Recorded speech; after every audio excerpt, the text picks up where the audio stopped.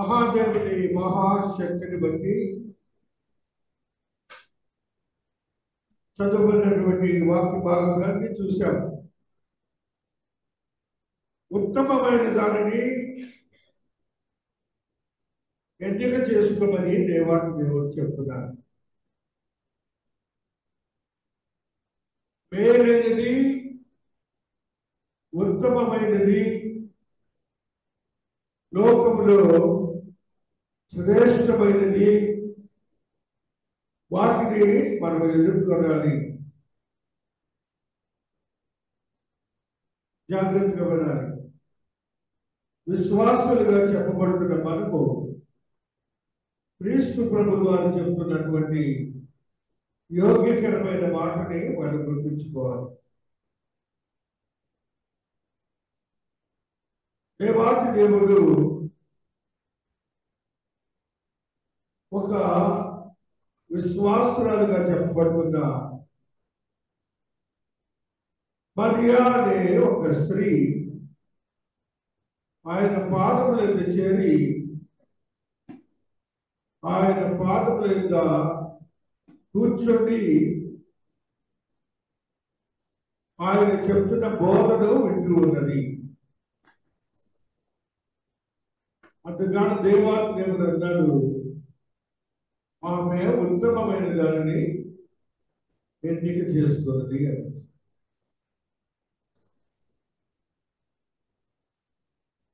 మరి విశ్వాసులుగా చెప్పబడుతున్న మనము ఎప్పుడైనా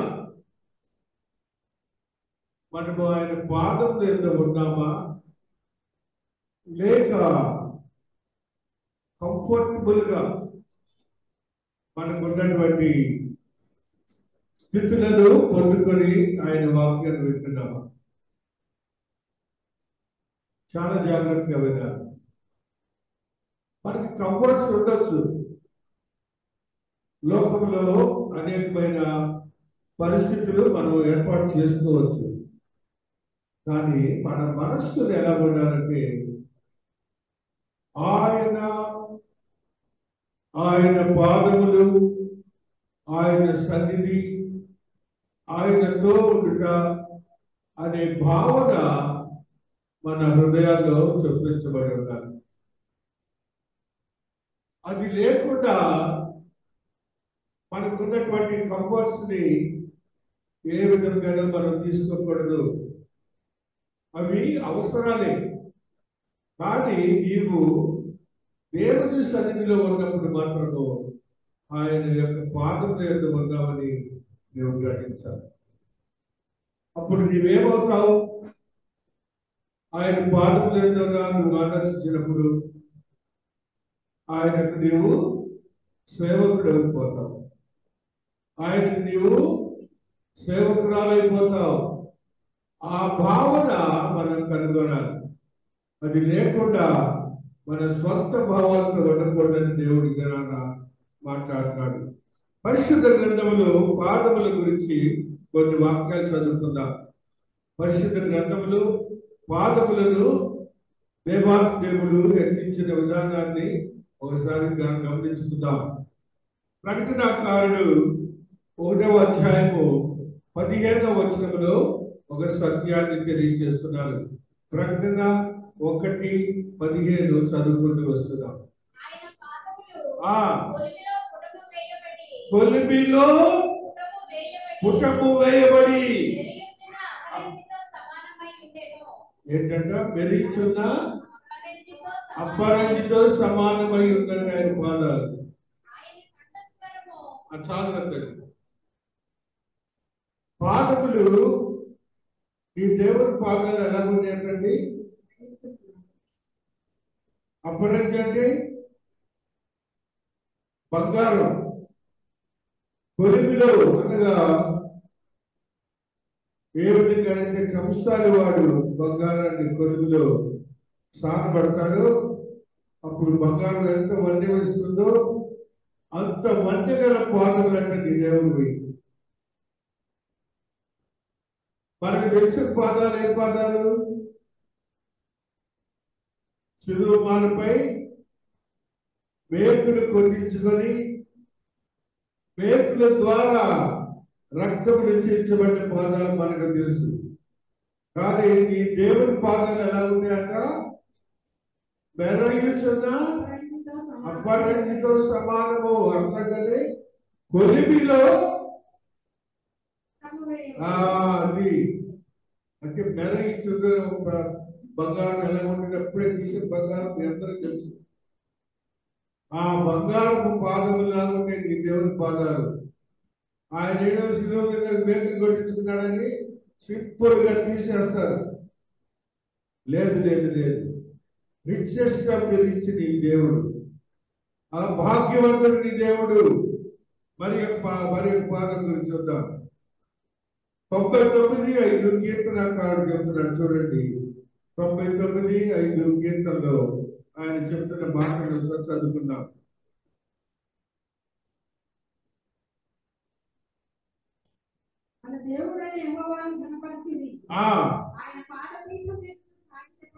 ఆయన పాదపీఠం ఎదుట సాగిల పడుడి, పరిశుద్ధుడు ఆయన.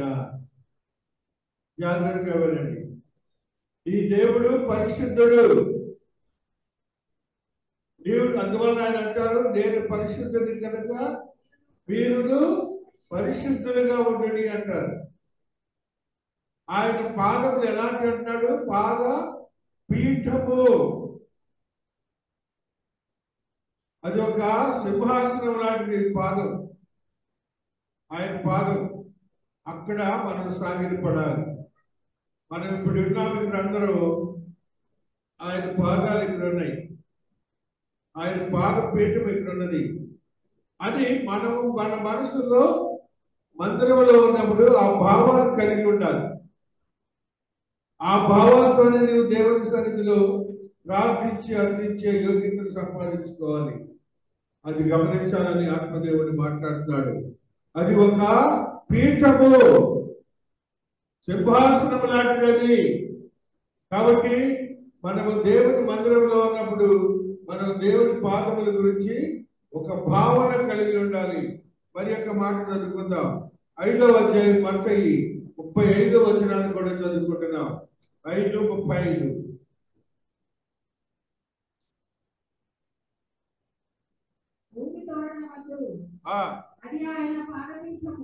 అది ఆయన పాదపీఠము.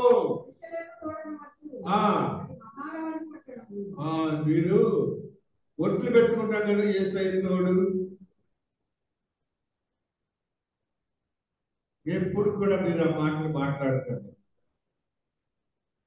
ఏమంటారా? మొట్టమొదటి మాట ఏం చదివావు నువ్వు?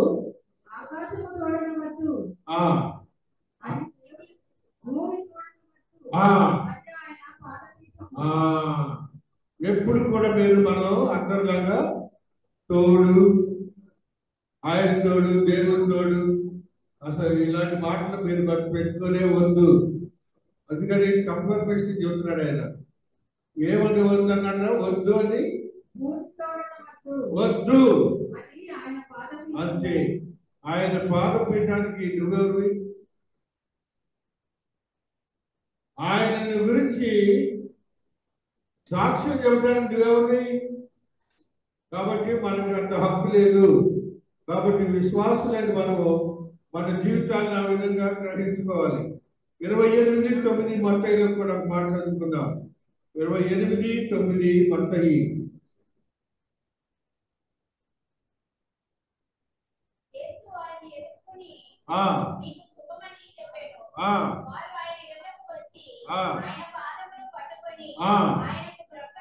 ఆయనకు బ్రొక్కగా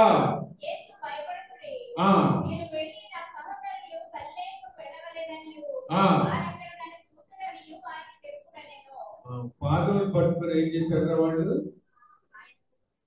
బ్రొక్కెను. విశ్వాసులుగా చెప్పబడుతున్న మనం అందరం కూడా మన మనస్సులో ఒక భావన కలగాలి దేవుని గురించి. మనం ఏదో ఆయన కంటే ఎక్కువ స్థానంలో ఉన్నామని ప్రార్థన కూడా అలాగే చేయకూడదు. మనం ఎప్పుడూ ఆయన కంటే తగ్గి ఉన్న వాళ్ళమే. అందుకని ఏమంటారు? ఏమంటున్నాడు దేవుడు మన మరియ ప్రార్థన చేస్తున్నప్పుడు ఉత్తమమైనది, అలాగే మనం కూడా ఉత్తమమైన దాన్ని ఎన్నిక చేసుకోవాలి. ఆ రీతిగా మన ఆశీర్వాదకరమైన విలువగల భక్తిని మనం పెంపొందించుకోవాలి. బైబిల్ గ్రంథంలో పాదముల గురించి ఏ రీతిగా రాయబడిందో కొన్ని చదువుకుందాం. ప్రతి నిత్యము వెదకు పాదములు. ఆది కాండము 3వ అధ్యాయము 8వ వచనాన్ని చదువుకుంటూ వస్తున్నాం. ప్రతి నిత్యము వెదకు పాదములు.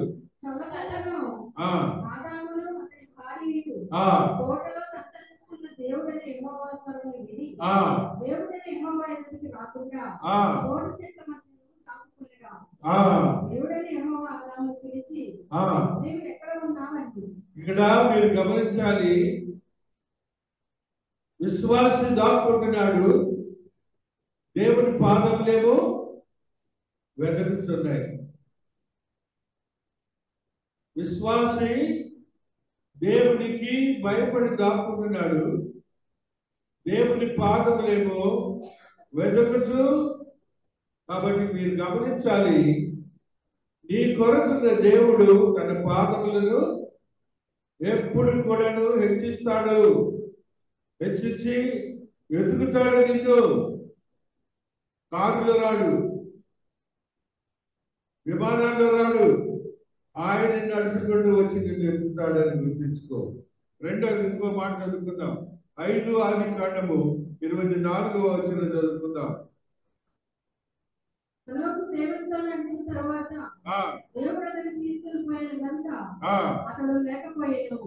ప్రతి నిత్యము ఆయన పాదములు వెంటాడవలసిన పాదములు. నెక్స్ట్ 18 ఆది కాండము 4వ వచనం. కొంచెం నీళ్లు తెప్పించను, దయచేసి కాళ్ళు కడుక్కొని ఏమంటున్నారా? కాళ్ళు దేవుడిని విశ్వాస అడుగుతున్నాడండి. ఆయన పాదములకు ఎంత విలువిస్తున్నాడో చూడండి. దేవుని పాదములకు ఎంత విలువిస్తున్నాడో చూడండి. ఏమంటున్నాడు?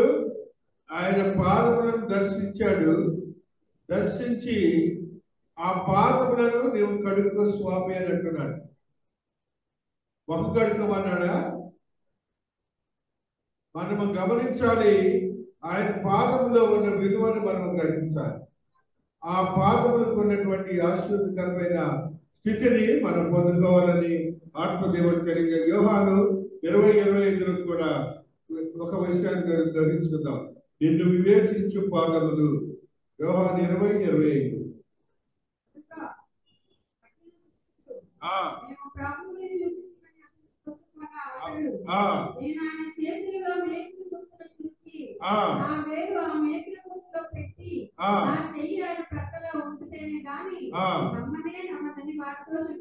ఏమంటున్నాడురా? నమ్మనే. ఆయన గురించి ఏమంటాడు?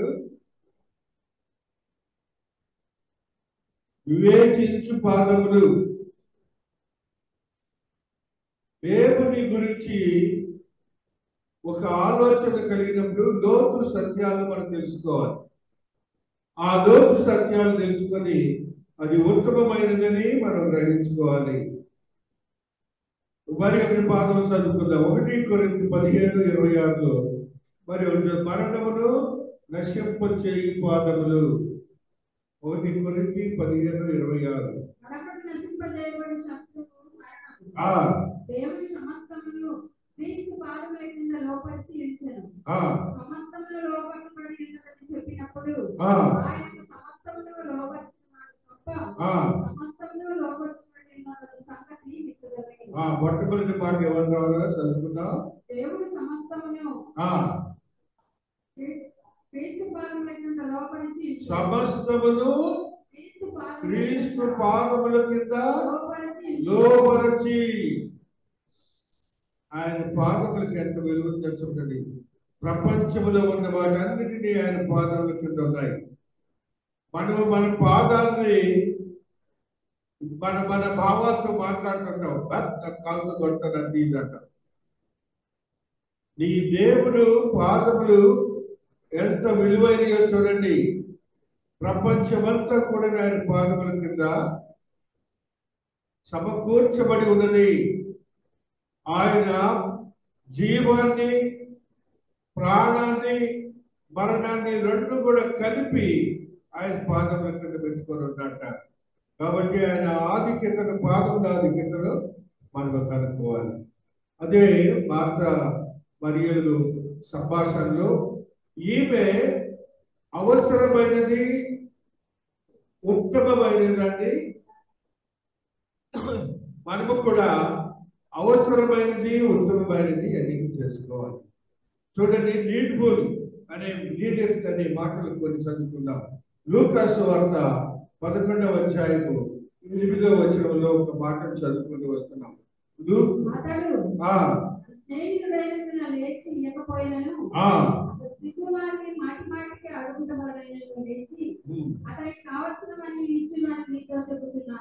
అవసరమని అన్ని కూడా దేవుడు ఇస్తారు. ఎప్పుడు ఇస్తారు? ఎప్పుడు ఇస్తారండి? నువ్వు గోజాడాలి. దేవుడిని వాళ్ళు అడిగానే రాలేదు అనందు. ఈ రిపీటెడ్ గా ఆ మాట మళ్ళీ జరుగుతుంది. ఆ స్నేహితుడి మాట ఇవ్వకపోయినను మాటి మాటికి మనం కూడా మహాదేవుని ఎన్నిసార్లైనా మీరు అడగండి, దేవుడు చివరికి ఏమంటారు? మనం అడిగిన దాన్ని ఇస్తారు. అది ఎంత అవసరమో అది అంత అవసరాన్ని నీ దేవుడు తీరుస్తారని గుర్తించుకోవాలి. మరి ఒక మాటని ఎఫెసీ 4:8లో మరి ఒక మాట చదువుకుందాం.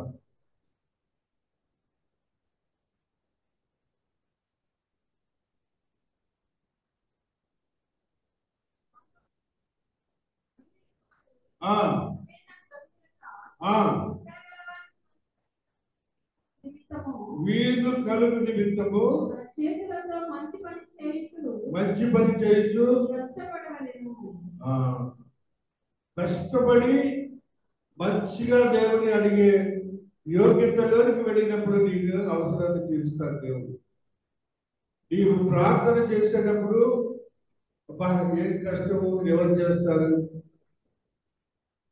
ఎప్పుడైనా విసుగెత్తగా ప్రార్థన చేశారా? గంటలు గంటలు ప్రార్థన చేశారా మీరు? దేవుడి జనాన్ని అది అడుగుతున్నాడు. ఆ స్త్రీ గంటలు గంటలు పాదముల యొక్క కూర్చొని గోదావరి స్థితిని మనం చూస్తూ వస్తున్నాం. యాకోబు భక్తుడు 2వ అధ్యాయం 16వ వచనంలో ఒక సత్యాన్ని మనం తెలియజేస్తున్నాడు. యాకోబు భక్తుడు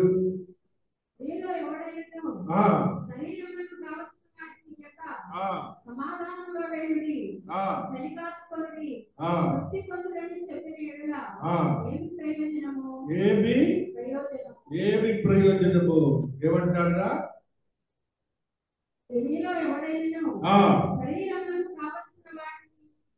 ఇవ్వక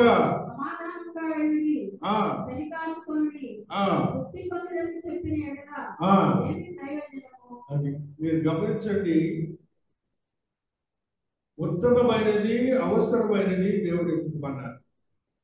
ఒకరికి అవసరమైనది నిన్ను అడిగినప్పుడు నువ్వేం చేయాలంటాడు? ముచ్చట చెప్పి పంపకూడదు. మనకి ముచ్చట చెప్పి పంపడం బాగా అలవాటు. ఎట్లా కొట్ట కన్విన్స్ చేయటం. ఆ భావాలన్నీ కూడాను లోకరీతిగా ఉన్నటువంటి అపవాదికి సంబంధించిన భావాలు. ఎస్ అంటే ఎస్, నాట్ అంటే నో. అంతేకాని ఏదో అవసరం కొద్ది మాట్లాడి మనిషిని మభ్య పెట్టకూడదు. దేవుడు చెప్తాడు. జూడ్లో చూద్దాం 3వ వచనంలో, యోధా పత్రిక 3వ వచనంలో ఒకసారి చదువుకుంటూ వస్తున్నాం. నీవు రాయవలెనని విశేష ఆసక్తి కలవాడనై ప్రయత్నపడుచుండగా పరిశుద్ధులకు బోధ నిమిత్తము మనము ఆయన బోధ నిమిత్తం పోరాడాలి. ఇప్పుడు ఏమన్నాడు దేవుడు? ఉత్తమమైన దాన్ని అన్నాడు. ఆ ఉత్తమమైన దాని గురించి మనము పోరాడాలి. ఊరినే వినిపోవద్దు. మీరు పాదములే కదా అని మీరు దీన్ని తేలిగ్గా తీసుకోకండి. దేవుడు మహాదేవుడు మాట్లాడుతున్నాడు ఈవేళ మనందరితో, నాతో నీతో కూడా మాట్లాడుతున్నాడు. కాబట్టి మహాదేవుని యొక్క ఆత్మీయతలో బలపరచబడినటువంటి మనము కొన్ని భక్తులు ఏ రీతిగా తమ ఆశీర్వాదకరమైన స్థితులను ఎన్నిక చేస్తున్నారో చూద్దాం. అబ్రహాం భక్తుడు విశ్వాసంతో ఆయన చేసిన పనులను కొన్ని చూద్దాం. మోషే భక్తుడు, అబ్రహాం భక్తుడు, పౌలు భక్తుడు, దావీదు భక్తుడు. హెబ్రీయులకు రాసిన పత్రిక 11వ అధ్యాయము 10వ వచనంలో ఆత్మదేవుడు మాట్లాడుతున్నటువంటి మాటలు చదువుకుందాం. హెబ్రీ 11:10. దేవుడు దేనికి శిల్పియు ప్రమాణమున్న ఇన్నాడో అనాథుల పట్టణం కొరకు అబ్రహాము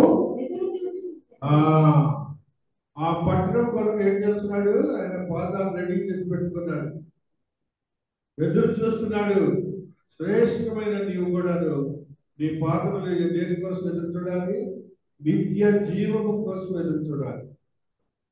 నెక్స్ట్ మోషే భక్తుడు, హెబ్రీయులకు రాసిన పత్రిక 11వ అధ్యాయము 24వ వచనాన్ని చదువుకుంటూ వస్తున్నాం.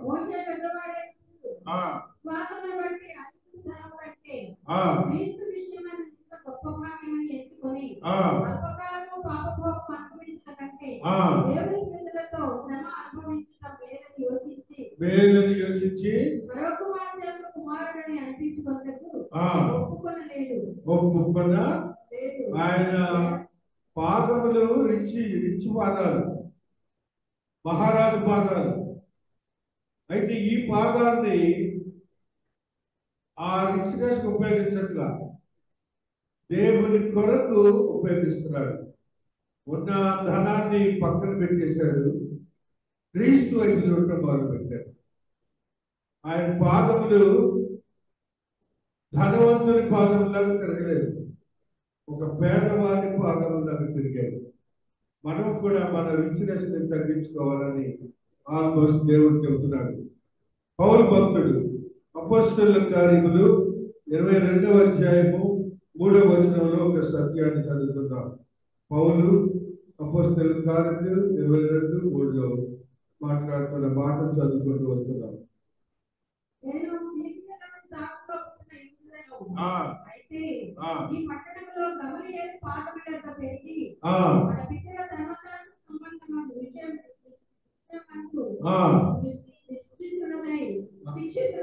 శిష్యుడై గమలీయేలు పాదముల దగ్గర, గమలీయేలు దగ్గర అనొచ్చు కదండి, పాదములు ఏంటండి?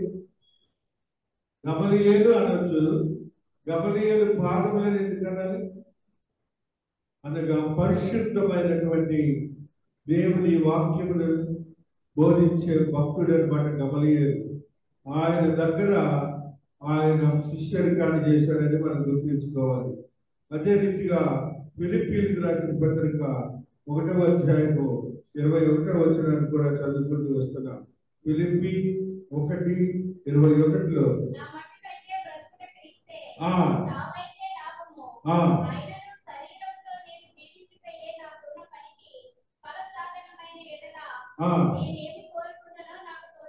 అది చూడండి, ఆయన మటుకు క్రీస్తుతోనే ఆయన పాదాలు నడుస్తాయట. లోకరీతిగా ఉన్నటువంటి అవసరాలు మనకి ఉంటాయి, అక్కడికి వెళ్ళొద్దాం, ఇక్కడికి వెళ్ళొద్దాం, అది చూద్దాం, అవన్నీ కూడా కట్ చేసేయాలి. పాదములని ఎక్కడ బట్టి అక్కడ చెప్పుకండి, పాదాలను తేలిక తీసుకోకండి. మీరు పాదములను పరిశుద్ధముగా ఉంచండి. పాదములు ఏ ప్రదేశంలో ఉండాలో అదే ప్రదేశాల్లో ఉండాలి. ఆ క్యాంటీన్ దగ్గరికి వెళ్దాం, అక్కడికి వెళ్ళొచ్చు. కానీ అక్కడ ఎవరెవరు ఉంటారో చూడాలి. అక్కడ అందిలేని వారు ఉంటారు. వారి యొక్క భావోద్రేకాలు వేరుగా ఉంటాయి, మీరు వేరుగా ఉంటారు. అందువల్ల మీ పాదములు ఏమైపోతాయి? అపరిశుద్ధమైపోతాయి. ఆ రీతిగా ఉండొద్దని ఆత్మదేవుడు మాట్లాడుతూ వస్తున్నాడు. ఆ రీతిగా కీర్తనకారుడు కూడా దావీదు భక్తుడు 27:4 కీర్తనలో మరి యొక్క మాటని తెలియజేస్తూ ఉన్నాడు.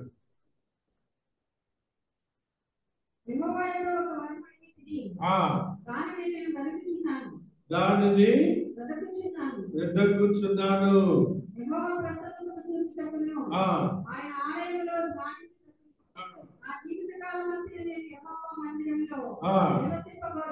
అంతే, మన పాదములు దేవుని కొరకు ఉత్తమమైన దాని కొరకు వెతకాలి.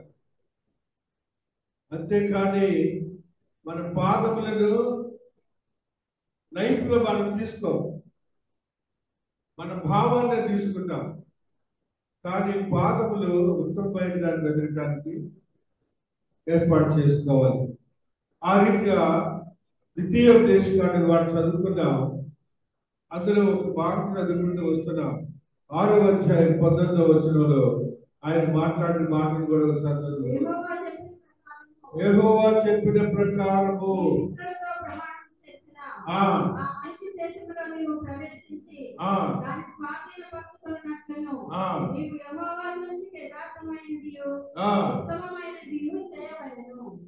ఏంటంటే యెహోవా దృష్టికి ఉత్తమమైనది యథార్థమైనది చేయాలి. కానీ దేవుని దగ్గర మాత్రం నటించే ఆ విధంగా మరియా దేవుని దగ్గర నుంచి ఒక ఆత్మీయ సత్యాన్ని తెలుసుకుంటుంది. 7 symbolic uses of feet. Symbolic uses of feet అనగా పాదములు సింబాలిక్ గా ఎలాగ వాడబడ్డాయి అని బైబిల్ గ్రంథంలో చూస్తాం. కాంక్వెస్ట్. కీర్తనకారుడు 8వ అధ్యాయము 6వ వచనంలో ఒక సత్యాన్ని చెప్తున్నాడు. కీర్తనకారుడు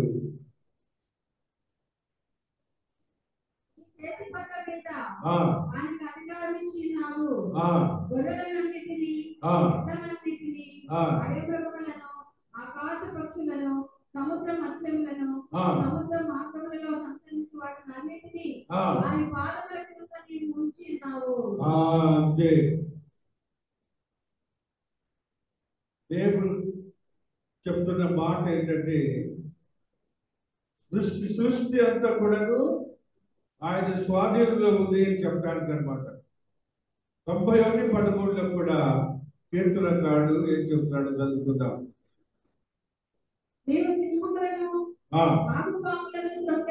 అంతే, బస్. సింహాలు నాగుపాములు. మనకి సింహాలు నాగుపాములు అంటే భయం. ఈ దేవుడికి తేలిక. అంత గొప్పవి పాదములు, దేవుడి పాదములు. మలకీలో కూడా చదువుకుందాం. 4వ అధ్యాయము మలకీ 4:3లో ఒక సత్యాన్ని చదువుకుంటూ వస్తున్నాం.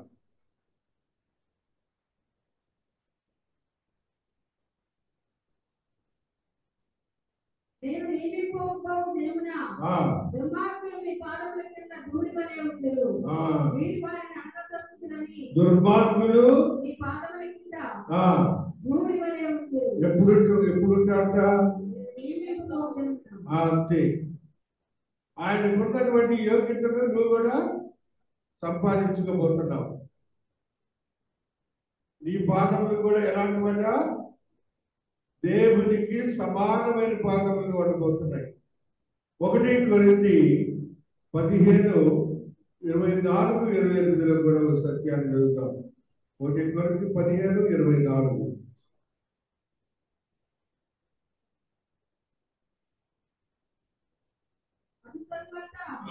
ఆయన సమస్తమైన ఆధిపత్యమును సమస్తమైన అధికారమును కొట్టివేసి తన తండ్రి అయిన దేవునికి రాజ్యం అప్పగించును. అంతే. అప్పుడు అంతము వచ్చును. ఆయన పాదములు ఎలాంటివంటే రేపు ఇప్పుడు అధికారం అంతా ఆయన చేతిలో ఉంది. ఇవన్నీ కూడా నువ్వు కొట్టివేసి నీ దేవునికి ఆధిపత్యాన్ని ఇవ్వబోతున్నాడు. అప్పటి వరకు నీ యేసయ్యే దేవుడు, నీ యేసయ్యే ఆధిపత్యం కలిగినటువంటి వాడని నువ్వు గుర్తించాలి. స్టెబిలిటీ. కీర్తనకారుడు 42లో ఒక సత్యాన్ని తెలియజేస్తున్నాడు. సింబాలిక్ పీటర్ బట్టి ఇవన్నీ కూడా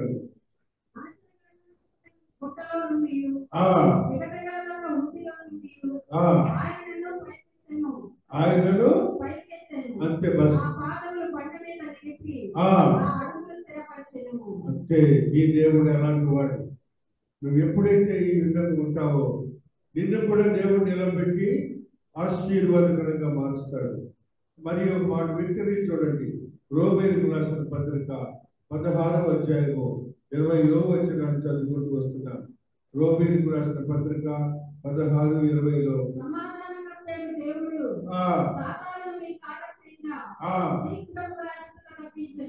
శీఘ్రముగా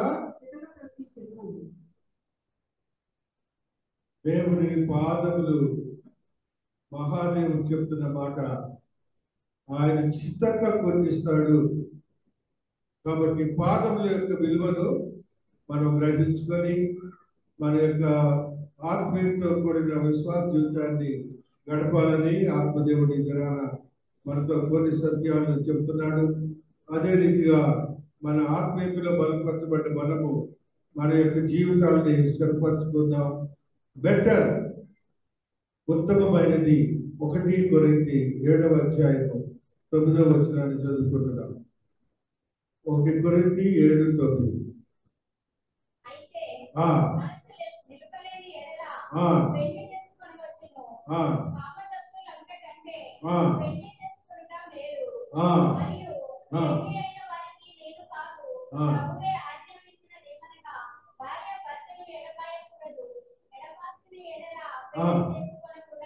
పెళ్లి చేసుకొని సమాధాన పడవలను.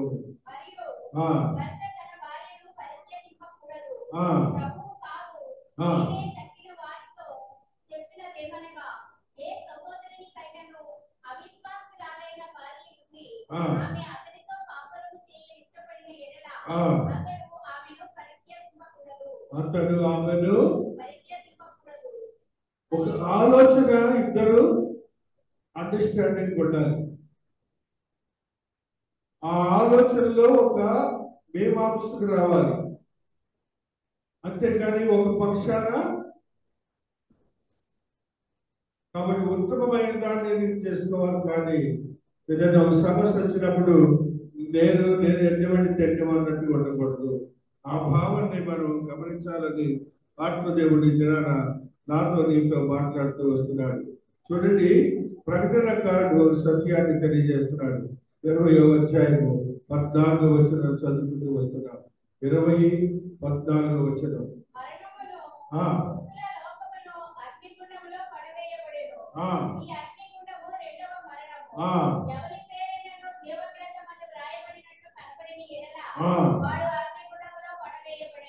జీవ గ్రంథమందు మన పేరు ఎక్కడ రాయబడాలి, మన పాదాలు ఎలా ఉండాలి, శ్రేష్టమైన దాన్ని ఎక్కాలి, ఉత్తమమైన దాన్ని ఎక్కాలి. మన యొక్క నామాలు జీవ గ్రంథంలో లిఖించబడాలి. కాబట్టి మనము ఆలోచన ఏ రీతిగా ఉంటుందో మనందరం గమనించుకోవాలి. మన ఆలోచన సరళి ఏ రీతిగా ఉంటుందో గమనించుకోవాలి. మన యొక్క ఆత్మీయతో కూడిన జీవితాలన్నీ కూడా ఈ లోకరీతిగా ఉంటున్నాయేమోనని మహాదేవుడు మాట్లాడుతూ వస్తున్నాడు. హెబ్రీయులకు రాసిన పత్రిక 6వ అధ్యాయము 9వ వచనంలో ఒక సత్యాన్ని తెలియజేస్తున్నాడు. హీబ్రూస్ 6:9.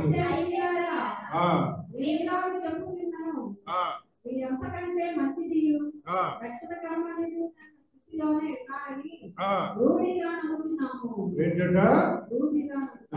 ఏ స్థితిలో ఉన్నారట? మంచిదియు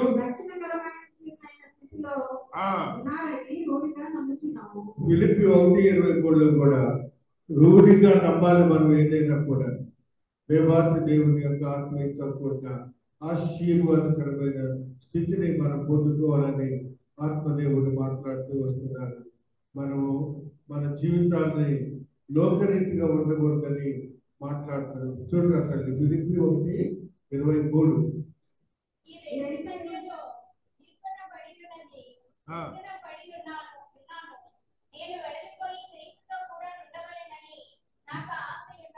నేను వెడలిపోయి క్రీస్తుతో కూడా ఉండాలని ఆశ మరి నేను. కాబట్టి క్రీస్తునందు ప్రియమైనటువంటి వారులారా, ఈ దినం జరిగినటువంటి లూకా సువార్తలో వాక్యాన్ని మనం చదువుకున్నాం. దేవుడు 8 పర్యాయములు ఆ గృహాన్ని విజయం చేశాడు. మరియా మార్తల గృహాన్ని 8 పర్యాయములు ఆ గ్రామాన్ని విజయం చేశాడు. ఆ గ్రామాన్ని విజయం చేసినప్పుడు మహాదేవుడు ఆ స్త్రీ ఆ పాదముల నుండి నేర్చుకుంటున్నప్పుడు మాట్లాడిన మాటని ఈ దినాన్ని చదువుకున్నాం. ఏమని చెప్తున్నారు అక్కడ దేవాదేవుడు? అందుకు ప్రభువు వార్త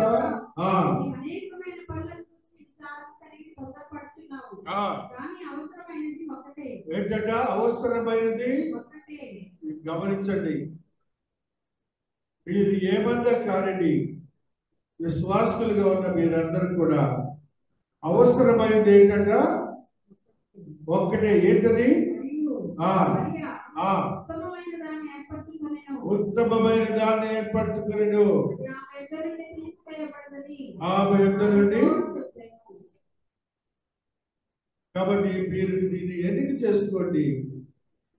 మీ దగ్గర నుంచి తీసివేయబడదు. ఆ ఉత్తమమైన దాన్ని మీరు ఉన్నప్పుడు నీ జీవితంలో ఏ సమస్యలు ఉన్నా కూడా, ఏ సమస్యలు ఉన్నా కూడా, ఎడ్యుకేషన్ అనుకుందాం, చదువుల్లో కూడా దేవుడు జ్ఞానంతో నింపుతాడు. ఆర్థిక సమస్యలు, దేవుడు ఆర్థిక సమస్యలను పూర్తి చేస్తారు. ఇంట్లో సమస్యలు కఠినమైనవి, జటిలమైనవి, దానిని కూడా దేవుడు వదలడు. కాబట్టి నీ కొరకు దేవుడు ఆశీర్వాదకరంగా మార్చడానికి అక్కడ మాట్లాడుతున్న మాటలు అక్కడే మీరు చదువుకున్నప్పుడు మరి ఒక మాటను చెప్తున్నాడు.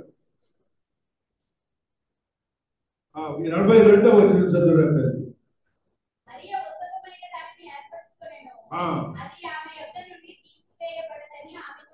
కాబట్టి మనము మన జీవితాలని భద్రపరచుకొని, మన యొక్క ఆత్మీయతను సిద్ధపరచుకొని విశ్వాసులు అవ్వచ్చు. కానీ central theme, central idea of the god's mind మనం తెలుసుకొని దేవాది దేవుడికి ఉత్తమమైన దాన్ని చేసుకోవాలని దేవుడు చెప్తున్నాడు. కాబట్టి మనం ఆయన పాదముల యొద్ద చేరి మన ఆత్మీయతను బలపరుచుకుందాం. దేవుని యొక్క ఆత్మీయతను శ్రద్ధపరచుకొని ఒక నూతనమైన అనుభవాన్ని పొందుకుందాం. దేవుడు ఈ పరిశుద్ధ వాక్యమును దీవించి ఆశీర్వదించును గాక. ఆమేన్.